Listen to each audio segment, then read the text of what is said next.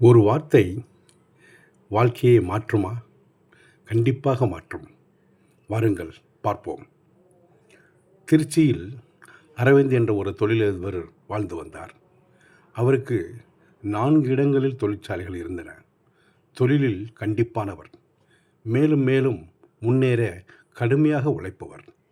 தன்னுடைய தொழிலில் முதன்மையாக வர வேண்டும் என்ற ஆசை அவருக்கு உண்டு. அவருக்கு பெரிய வீடு, கார், பணம், பெயர், புகழ் எல்லாமே இருந்தது. 24 மணி நேரமும் தொழில் மீதுதான் கவனம். அதனால் இவருக்கு ஓய்வு கிடையாது, உடற்பயிற்சியும் கிடையாது. இப்பொழுது கஷ்டப்பட்டால்தான் நாளைக்கு பெரிய வாழ்க்கை கிடைக்கும் என்று நினைத்து தினமும் உழைப்பவர். ஒரு நாள் கூட்டத்திலே பேசிக்கொண்டிருந்த பொழுது திடீரென்று மயங்கி விழுந்தார். மருத்துவமனையில் அனுமதிக்கப்பட்டு அவருக்கு பல சோதனைகள் செய்யப்பட்டன. மருத்துவர் அவரிடம் சொன்னார், உங்களுக்கு சர்க்கரை நோய் ஏற்பட்டிருக்கின்றது, உங்கள் இதயத்திலும் அடைப்பு ஏற்பட்டிருக்கின்றது, இதய அறுவை சிகிச்சை செய்வது நல்லது என்றார். மறுபடியும் கேட்டார், ஏன் உணவு கட்டுப்பாடு இல்லையா, நடைப்பயிற்சியை செய்வதில்லையா என்று கேட்ட பொழுது, தொழில் அதிகம் வேலை, அதற்கே நேரம் பத்தவில்லை என்றார். அறுவை சிகிச்சைக்கு எவ்வளவு செலவாகும் என்று மருத்துவரை பார்த்து கேட்டார். மருத்துவர் சுமார் 7 லட்சம் ஆகும் என்றார். ஐயோ, அவ்வளவு செலவாகுமா என்றார்.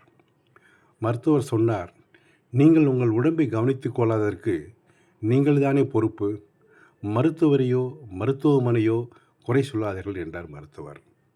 உங்களிடம் பணம் நிறைய இருக்கலாம், ஆனால் உடம்பு ஒத்துழைக்கவில்லை என்றால் அந்த பணத்தினால் சந்தோஷமாக வாழ முடியாது.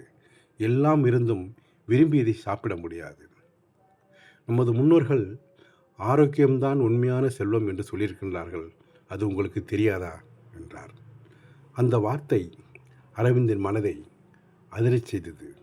ஆரோக்கியத்தின் அருமை உணர்ந்தார். சிகிச்சை முடிந்து சில மாதங்களில் அவள் வாழ்க்கையை மாற்ற ஆரம்பித்தார்.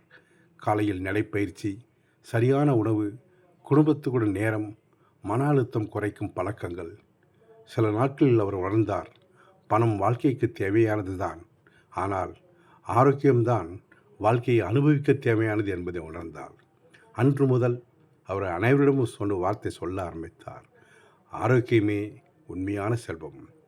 பணம் இழந்தால் மீண்டும் சம்பாதிக்கலாம், ஆனால் உடல்நலத்தை இழந்தால் வாழ்க்கையில் மகிழ்ச்சியே குறைந்துவிடும். நம் உடலையும் உள்ளத்தையும் நலமாக வைத்திருப்பது நம் பொறுப்பு. நன்றி நண்பர்களே, தொடர்ந்து சந்திப்போம். வணக்கம்.